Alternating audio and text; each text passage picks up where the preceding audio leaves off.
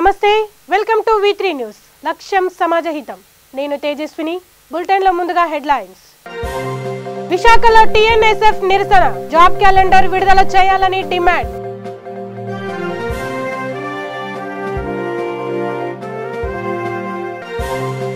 కృష్ణా జిల్లాలో రెచ్చిపోయిన wine shop సిబ్బంది మద్యం కోసం వచ్చిన వ్యక్తిపై దాడి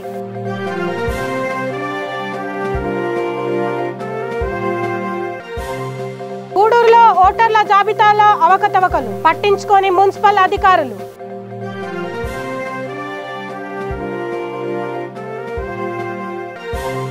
క్యాలెండర్ ను రక్షించబోయి కౌన్సిలర్ మృతి ముమ్మడివరంలో వెలుగు చూసిన వైనం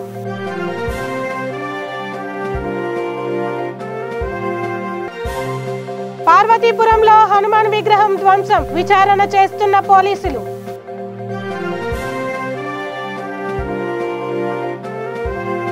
ఇక డీటెయిల్స్ చూస్తే విశాఖపట్నంలో ఏపీ టీఎన్ఎస్ఎఫ్ ఆధ్వర్యంలో వినూత్న నిరసన కార్యక్రమం చేపట్టారు. నగరంలోని అంబేద్కర్ విగ్రహానికి వినతి పత్రం ఇచ్చి నిరుద్యోగులను ప్రభుత్వం మోసం చేస్తుందని ఆరోపించారు. 2,30,000 ఉద్యోగాలు ఇస్తానని పాదయాత్రలో మాట ఇచ్చి మడమ త్రిప్పి మోసం చేశారని మండిపడ్డారు. ఇప్పటికైనా మా చెవిలో పువ్వులు పెట్టొద్దంటూ నిరుద్యోగులు వాపోయారు. జాబ్ క్యాలెండర్ను తక్షణమే విడుదల చేయాలని డిమాండ్ చేశారు. పోటీ పరీక్షలకు సిద్ధమవుతున్న నిరుద్యోగుల జీవితాలలో కొత్త సంవత్సరంలోనైనా నింపేలా జగన్ కు మంచి బుద్ధి ప్రసాదించాలని అంబేద్కర్ విగ్రహానికి వినతి పత్రం సమర్పించారు.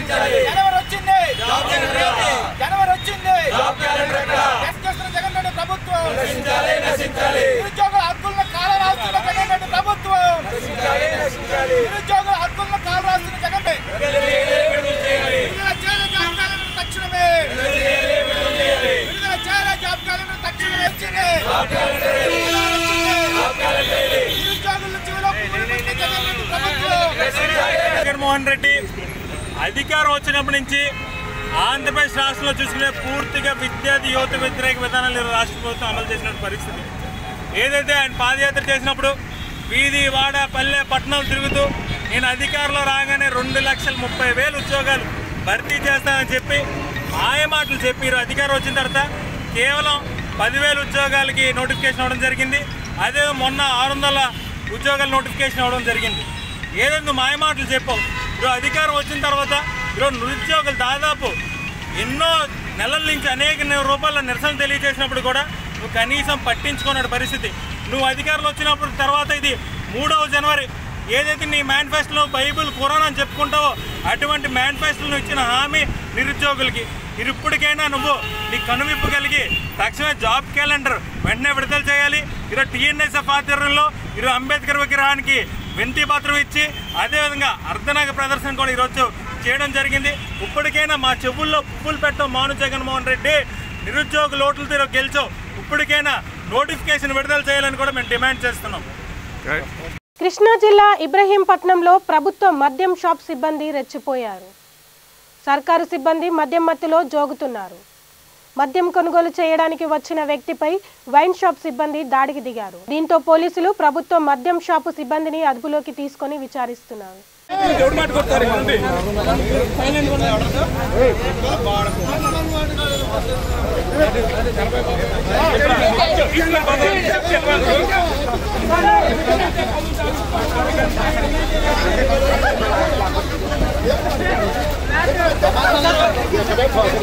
వైన్ షాపుల దగ్గర ఏంటో గొడవలు.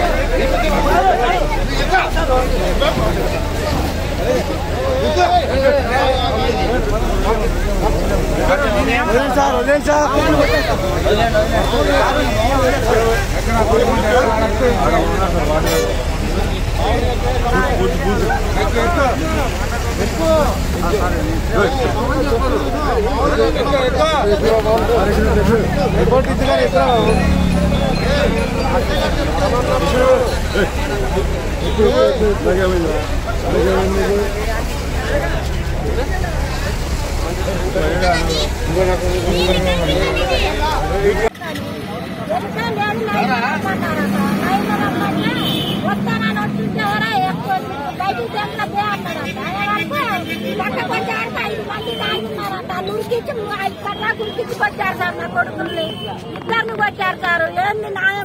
కంప్లైంట్ పెట్టారమ్మా తీసుకెళ్ళారు ఇప్పుడే స్టేషన్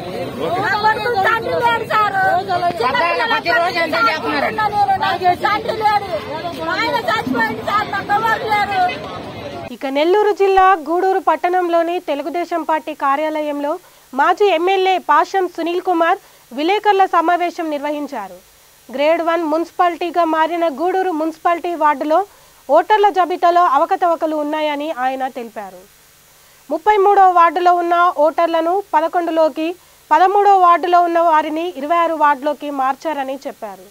ప్రతి వార్డులో చనిపోయిన వారు, ఊరు వదిలి వెళ్లిపోయిన వారి పేర్లు కూడా ఉన్నాయని వెల్లడించారు. దీనిపై టీడీపీ తరపున కమిషనర్ కు వినతి పత్రం ఇచ్చినా పట్టించుకోలేదని తెలిపారు. జిల్లా కలెక్టర్ కు ఫిర్యాదు చేస్తున్నామని, ఇప్పటికైనా అధికారులు సర్వే చేయించి నూతన జాబితాను విడుదల చేయాలని డిమాండ్ చేశారు. నెల్లూరులో ఇబ్బందికరమైన వాతావరణం చేసి నిలబడినోళ్ళు ఏ వార్డులో ఏ ఓటులో తెలియకుండా మొత్తం వాళ్లే బూతులన్నీ కూడా కైవసం చేసుకుని దొంగ ఓటు పోల్ చేసుకున్నారు. అలాగే దొంగ ఐడి కార్డుని ప్రింట్ చేసుకొచ్చి దొంగ ఆధార్ కార్డులు పెట్టి చనిపోయిన వాళ్ళ ఓట్లన్నీ కూడా వేయడం జరిగింది.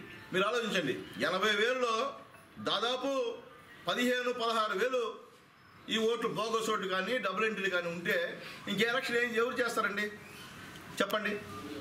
మేము చెప్పేది రాజకీయంగా మేము ఏ పార్టీని విమర్శించే పరిస్థితి మాకు లేదు. ఎవరైనా మీరున్నా కావచ్చు, మేమన్నా కావచ్చు. ఐడెంటిటీ చేయాలంటే ఓటర్ని ఐడెంటిటీ చేయాలా? నువ్వు హరిజనపాలెం తీసుకొచ్చి మా సేనా వార్డుకి వేస్తుంది, ఇందిరానగర్ని తీసుకొచ్చి గాంధీనగర్కి వేస్తుంది, అరుంధపాలెం తీసుకొని వచ్చి సొసైటీకి వేస్తుంది. ఎట్లా పోవాలా? ఓట్లు ఆడేయాలి మేము. దీని మీద దయచేసి పత్రికా మిత్రులు కూడా గట్టిగా ప్రజల్లోకి తీసుకెళ్ళాలి, అధికారులకు కూడా తెలియజేయాలా. ఈ విషయం జిల్లా కలెక్టర్ కూడా తెలియజేస్తున్నాం. మొత్తం కూడా మేము వార్డు వైజ్గా వెరిఫై చేసి కమిషనర్ గారికి అబ్జెక్షన్స్ ఇచ్చాము. దయచేసి మున్సిపల్ కమిషనర్ గారికి తెలియజేస్తున్నాం.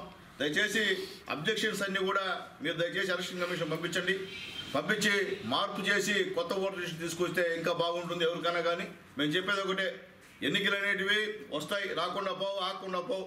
కానీ సక్రమైన మార్గంలో ఎన్నికలు పెట్టి దాని తర్వాత ఫలితాలు అనేది వస్తే అది వేరే కథ. కానీ మీరు అక్రమ మార్గంలో ఎలక్షన్ ప్రక్రియనే తప్పుదో పట్టి చేసి అధికారులకి మా చేయట్లేదండి.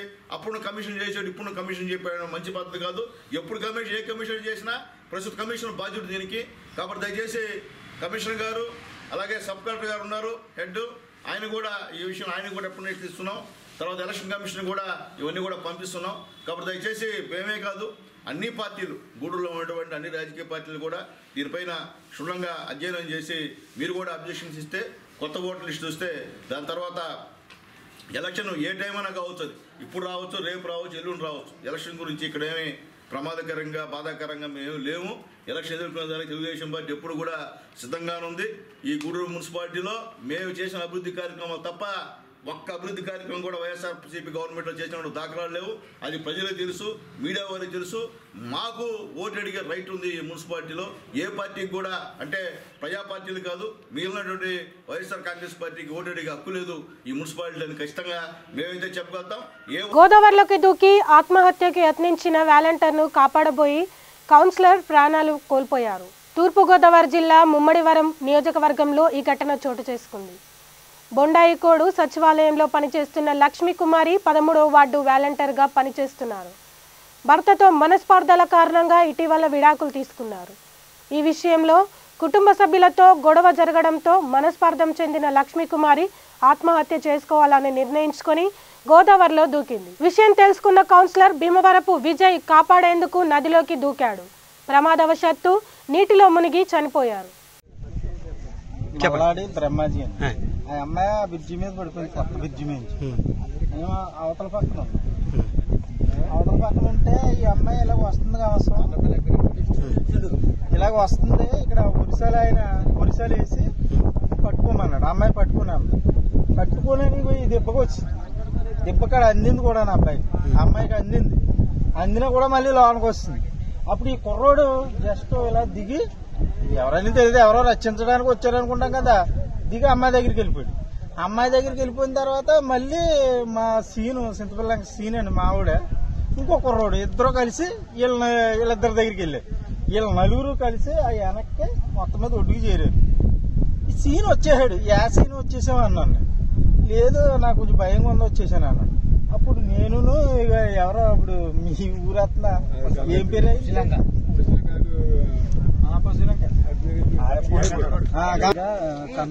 సర్పంచ్ గారిని విష్ చేసి మామూలుగా ఎలా వస్తున్నాం సార్ తానలంక వెళ్ళడానికి. తానలంక వెళ్తుంటే ఇక్కడ అమ్మాయి మామూలుగా కొద్దిగా వారకు వచ్చేసి అలా నుంచుని ఉంటుంది. నుంచుని ఉంటుంటే మామూలుగా నాకు తెలీదు ఆ అమ్మాయి అని. మామూలుగా ఇంటికాడ అమ్మాయిని మామూలుగా పెద్ద ఆయన ఎవరు కౌన్సిలర్ కాబట్టి ఏదో మామూలుగా వ్యవహారం తేడా ఉంది, వార్న్ ఉన్నది అని చెప్పానండి. ఎవరు చేసావు? కౌన్సిలర్ గారికి చేశాను. కౌన్సిలర్ గారు చెప్తే ఆయన బిఎంఆర్ విజయ్ గారు అయితే ఇలా ఉందా ఏంటి వ్యవహారం తేడా ఉందని అంటే ఆయన మామూలుగా పెద్ద కదా అని చెప్తే ఆయన వచ్చేసి రెస్క్యూ చేశారు. అంతే అండి. పడిపోయి ఇక్కడ దాకా కొట్టుకొచ్చింది. అప్పుడు ఆయన దూకి రక్షించడానికి రక్షించారండి. ఆల్రెడీ దూకేసి వెళ్ళిపోయారు. ఆయన రక్షించడానికి మాత్రం పాపం ఆయన లేదండి, నాకు ఈత రాదండి. అక్కడ లాక్కొచ్చారు. అక్కడ లాక్కొస్తే నేను ఇలా నడిచి వెళ్ళానండి. రక్షించడానికి వెళ్ళారండి ఆయన. ఇక విజయనగరం జిల్లా పార్వతీపురం పట్టణంలో దుండగులు రెచ్చిపోయారు. బెలగం కోవెల వీధిలోకి వెంకటేశ్వర స్వామి ఆలయ ముఖ ద్వారంలో ఉన్న ఆంజనేయ స్వామి చేతుల్ని దుండగులు ధ్వంసం చేశారు. అర్ధరాత్రి ఈ ఘటన జరిగినట్టు సమాచారం. స్థానికులు ఫిర్యాదుతో పోలీసులు కేసు నమోదు చేసి దర్యాప్తు చేపట్టారు.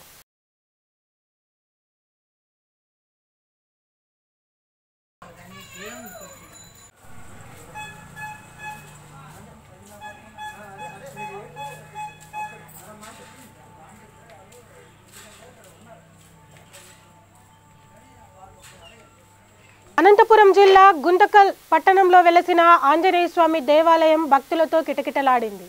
నూతన సంవత్సరం మొదటి రోజున స్వామివారి దర్శనానికి ఇతర రాష్ట్రాల నుండి భక్తులు తరలివచ్చారు. రాష్ట్రంలో కరోనా ఒమిక్రాన్ కేసులు పెరగడంతో ముందు జాగ్రత్తగా ప్రభుత్వం కోవిడ్ నిబంధనలు జారీ చేసింది. కానీ ఇదేం పట్టనట్టుగా ఆలయ సిబ్బంది, దేవాదాయ శాఖ అధికారులు ఎటువంటి జాగ్రత్తలు తీసుకోకుండా వారి ఆఫీసులో సీట్లకే పరిమితమయ్యారు. అధికారుల తీరుపై భక్తులు ఆగ్రహం వ్యక్తం చేస్తున్నారు.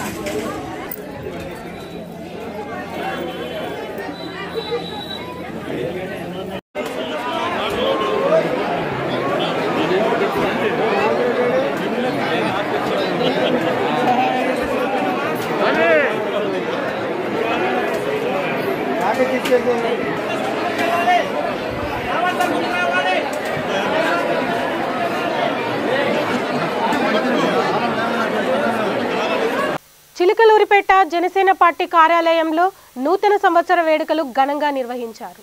ఈ కార్యక్రమంలో జిల్లా కార్యదర్శి తోట రాజా రమేష్ మాట్లాడుతూ తెలుగు రాష్ట్రం ప్రజలకు, అభిమానులకు నూతన సంవత్సర శుభాకాంక్షలు తెలిపారు. గడిచిన 2 ఏళ్లలో జనసేన పార్టీ కార్యకర్తలు, నాయకులు కష్టాల్లో ఉన్న ప్రజలకు తోడుగా నిలిచారని అన్నారు. వచ్చే 2 సంవత్సరాలలో జనసేన పార్టీని బలోపేతం చేయవలసిన బాధ్యత నాయకులు, కార్యకర్తలపై ఉందని చెప్పారు. ప్రజలకు తోడుగా ఉంటూ పవన్ కళ్యాణ్ని ముఖ్యమంత్రి చేసేంత వరకు కృషి చేయాలని పిలుపునిచ్చారు.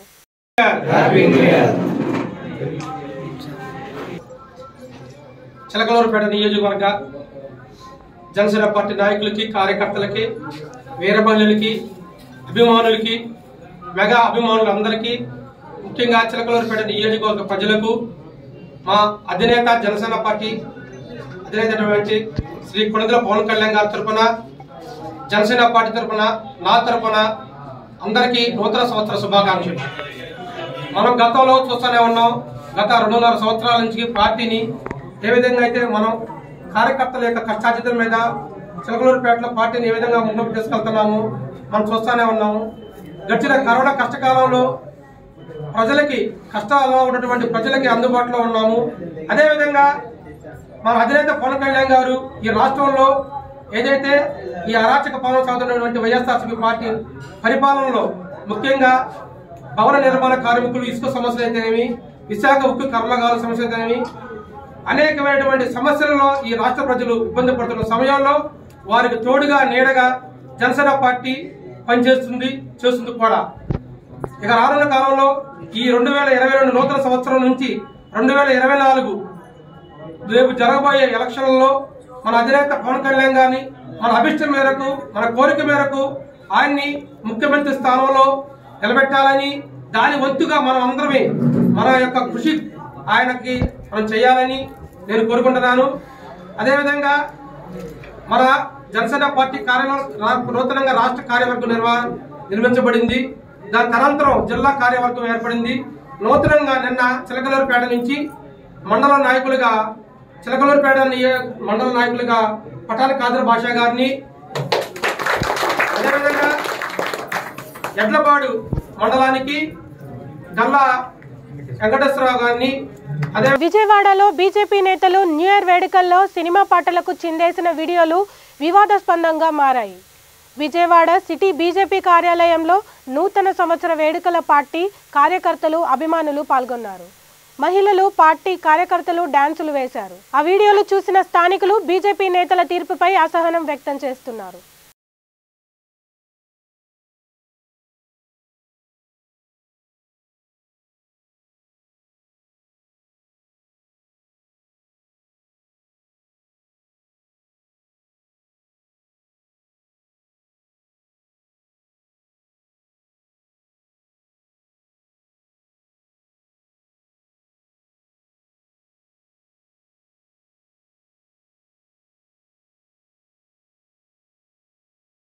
కడప జిల్లా సుండుపల్లె మండల కేంద్రంలో వివిధ పుణ్యక్షేత్రాల్లో భక్తులతో సందడి నెలకొంది. న్యూ ఇయర్ కావడంతో భక్తులు ఆలయాల్లో పూజలు నిర్వహించారు. ఆరోగ్యపురంలో వెలిసిన శ్రీ లక్ష్మీ వెంకటేశ్వర స్వామి ఆలయంలో భక్తులు ఘనంగా పూజలు చేశారు. భక్తులకు పూజారి అమృనాయక్ తీర్థ ప్రసాదాలు అందజేశారు.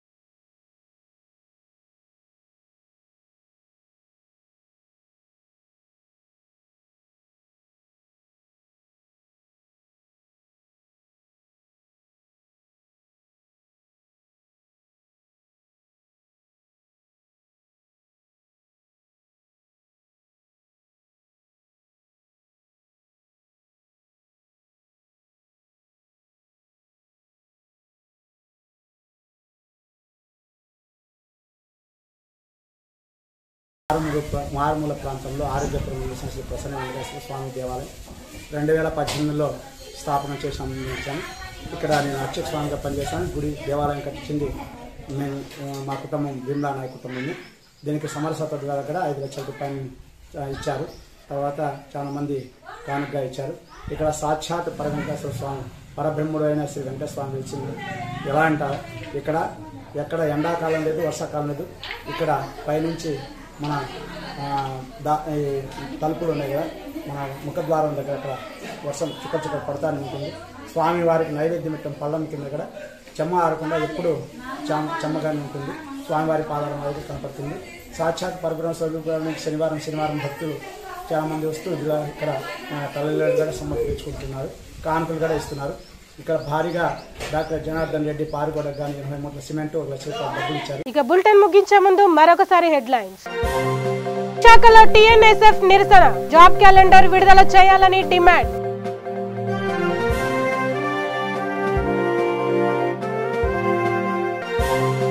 కృష్ణా జిల్లాలో రెచ్చిపోయిన వైన్ షాప్ సిబ్బంది, మద్యం కోసం వచ్చిన వ్యక్తిపై దాడి.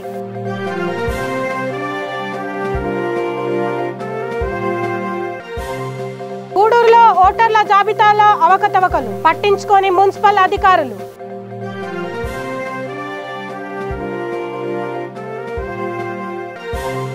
వాలంటీర్ను రక్షించబోయి కౌన్సిలర్ మృతి, ముమ్మడివరంలో వెలుగు చూసిన వైనం.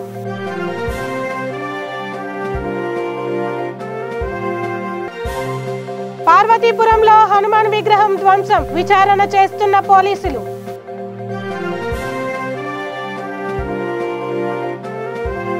ఇవి ఈ రోజు అప్డేట్స్. మరిన్ని అప్డేట్స్ కోసం చూస్తూనే ఉండండి V3 న్యూస్, లక్ష్యం సమాజహితం.